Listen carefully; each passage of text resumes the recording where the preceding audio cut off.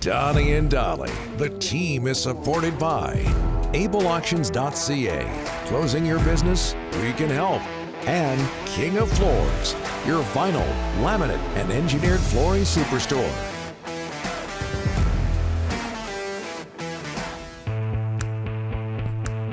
It is Thursday. They sponsor our poll question and our Thursday guest. We're talking about White Spot. Looking for a culinary adventure? Try White Spot's new adventurous burger lineup. Will it be their new crab cake burger, their Nashville chicken burger? Try them all only at White Spot. Game over, Euro 2020. Belgium has come back to defeat Denmark by a score of 2-1. Also today, my Ukrainian squad defeating North Macedonia 2-1. Later on at 12 o'clock, 12 noon our time, Austria versus the Netherlands. We're joined now, speaking of soccer, by Paul Dolan, Whitecaps analyst. He also represented Canada at the 1986 World Cup. He can talk Euro 2020. He can talk Canada's national team and the Whitecaps. And little known fact, Paul works with the goalkeepers on the Haitian national side as well. Paul, how are you? You're coming out of the gate with that one. By the way, thanks for the spoiler alert. I'm in minute 39. Some people got work to do here, you know. Okay. Denmark, I'm going to hear about it. Yeah, God bless him. That poor kid. You know he's from Montreal, right? I know. Yeah, I know. And it is the all-time worst own goal in the history of the game. It is. I mean, there's not even a question. We had two shots at it.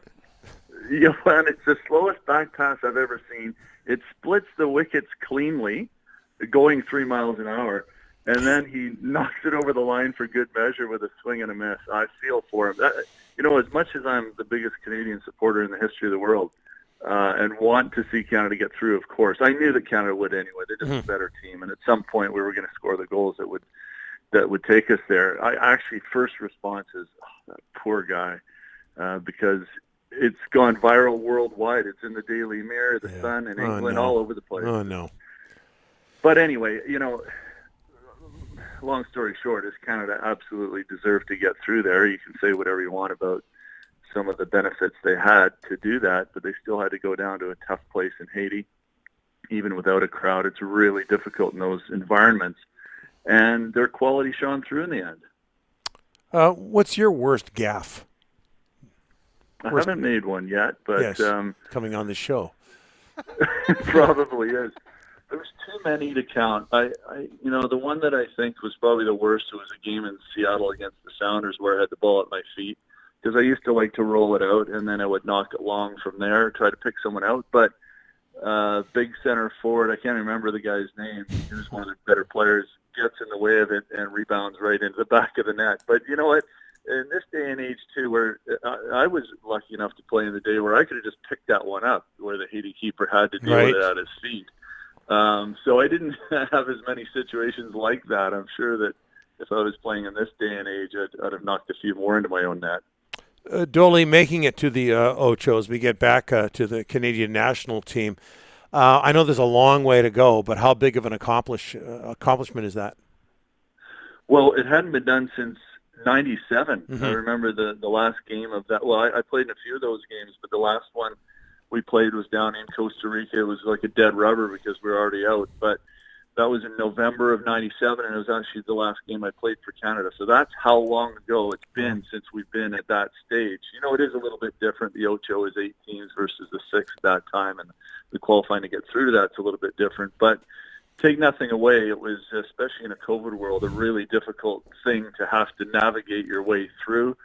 And Canada stormed it on every front, whatever the challenge that was put up, looked the far superior team. Now, of course, you're in with the big boys, and you look at some of the matches, and they're incredibly difficult, not only with the quality of the opponent, but where you're going and with crowds back in stadiums. So it's a completely different kettle of fish, but one I think we're all really excited to see, because I think this is a group that is ready to be tested now, and I think will measure themselves up well against the best teams in CONCACAF. Rick? Oh, sorry. Hey, Paul, You know what I pointed? You're what? looking at that Triamkin text, right? Yeah, the Triamkin text from Todd Diamond are coming in, Paul. You're watching the show a lot. You know that. Good stuff, Paul. How much tougher does it get, though, Paul? The Mexicans are 11 in the world. USA's 20. Canada's at 70. A lot of these teams in the final 8 are below 70. So just talk about how competitive it is going to be.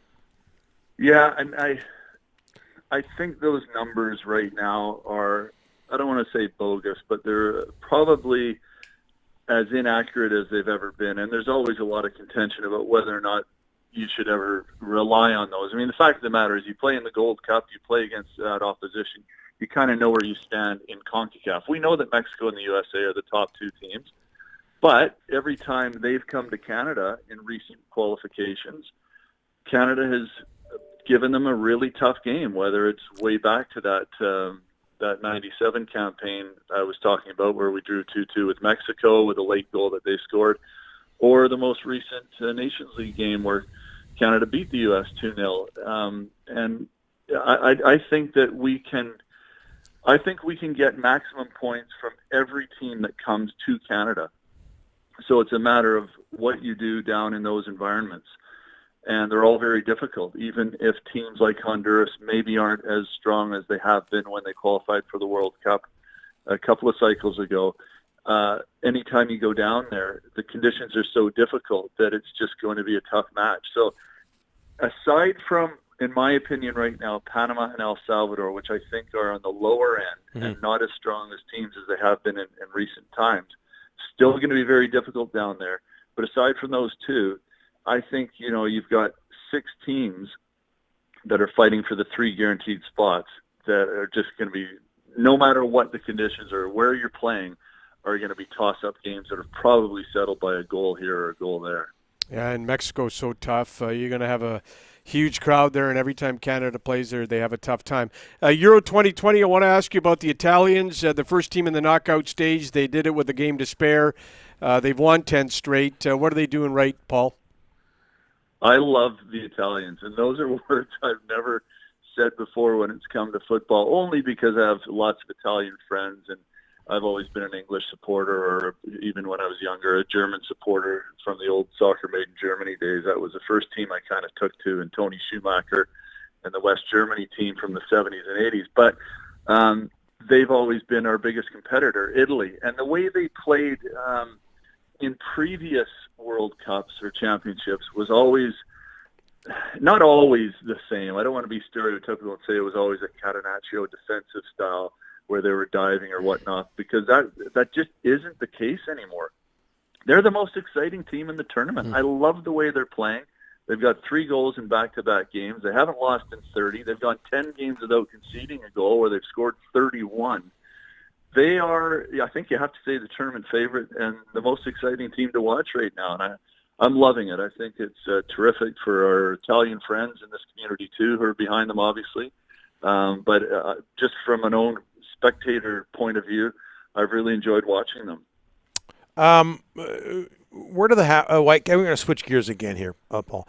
But the Whitecaps get back to work on the 18th after a lengthy layoff, and they haven't had the greatest start to the season. Just 2 wins so far. Where do they have to get better, Dolan?